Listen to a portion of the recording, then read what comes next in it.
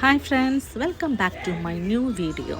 ഇന്നത്തേത് നമ്മുടെ തൃശ്ശൂർ പൂരമാണ് കേട്ടോ. നമ്മുടെ തൃശ്ശൂർക്കാരുടെ ഒരു ലഹരി എന്ന് പറയുക, ഒരു ഹരമാണ് തൃശ്ശൂർ പൂരം എന്ന് പറഞ്ഞാൽ. അപ്പോൾ ഇന്ന് തൃശ്ശൂർ പൂരമാണ്. അപ്പോൾ ഞങ്ങൾ രാവിലെ തന്നെ തൃശ്ശൂർ പൂരം കാണാനായിട്ട് ഇറങ്ങി. കണ്ടില്ലേ, ഇത് മടത്തിൽ വരവിൻ്റെ ആ ഒരു ഭാഗമാണ് കേട്ടോ.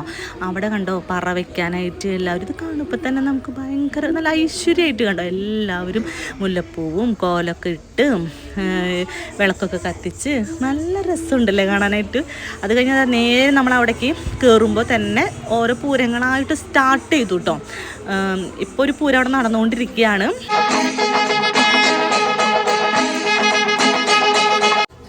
ഇപ്പോൾ ഓരോ പൂരങ്ങളായിട്ട് കയറിക്കൊണ്ടിരിക്കുകയാണ്. ഒരു പൂരം അവിടേക്ക് കയറി, അടുത്തത് ഇപ്പോൾ കയറാനായിട്ട് തുടങ്ങുകയാണ്. അപ്പോൾ ഓരോ ഗ്യാപ്പ് ഇട്ടിട്ടാണ് കേട്ടോ ഓരോ ഘടകപൂരങ്ങൾ കയറുന്നത്. കണ്ടില്ലേ എത്ര ജനങ്ങളെന്ന് നോക്കിയേ.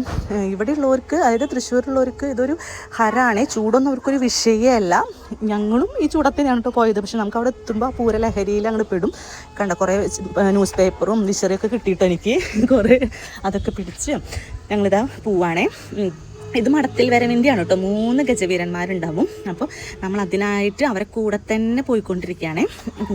നല്ല രസമാണ് കേട്ടോ കാണാനായിട്ട്. സത്യം പറഞ്ഞാൽ തൃശ്ശൂർ പൂരം കാണാത്തവർ എന്തായാലും ഒരു പ്രാവശ്യങ്ങളൊന്ന് വന്ന് നിങ്ങൾ നോക്കണം. അപ്പോഴാണ് ആ തൃശ്ശൂർക്കാരുടെ ഒരു അവരുടെ ആ ഒരു വൈബ് എന്താണെന്നുള്ളത് നമുക്ക് മനസ്സിലാക്കാൻ പറ്റുള്ളൂ. ഇത്ര ചൂടിലും ഇത്ര ഇതിലെ ആൾക്കാർ എത്തണമെങ്കിൽ അതൊരു വല്ലാത്തൊരു ഹരമാണ്, അല്ലെങ്കിൽ ഒരു സന്തോഷമാണെന്ന് പറയാൻ പറ്റും.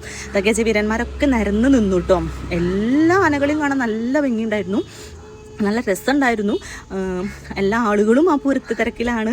അങ്ങനെ ഞങ്ങളിതാ അവിടെ ഒരു ചെറിയൊരു പൂരം അവിടെ ഉണ്ടായിരുന്നു കേട്ടോ. മടത്തിൽ വരവിൻ്റെ മടത്തിലേക്ക് പോണേറ്റ് മുന്നേ ചെറിയൊരു മേളൊക്കെ ആയിട്ട് അവിടെ ചെറിയൊരു പൂരമുണ്ട്.